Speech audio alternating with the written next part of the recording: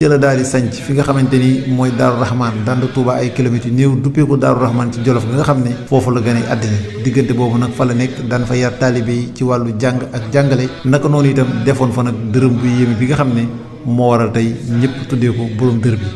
sëriñ bi moo ko woo sëriñ Bassirou ba mu ñëw mu boole leen wax leen la mu leen wax jëfe ko lool itam soppante lool wóolante lool bëggante lool. sëñ Abdoulahi moo demee noonu loolu dafa mel ni sax maag taal bi yëpp ko bokk. Cheikh Abdallah mel na ci xoli taal bi yëpp la sax. damay faral di wax ni kenn koo jël ci njabootu sëñ Touba soo ko waxtaanee mel na ni waxtaanee nga ñëpp ndax ñoom ñëpp suñu dajee ñooy doon jëmmi Serigne Touba ji.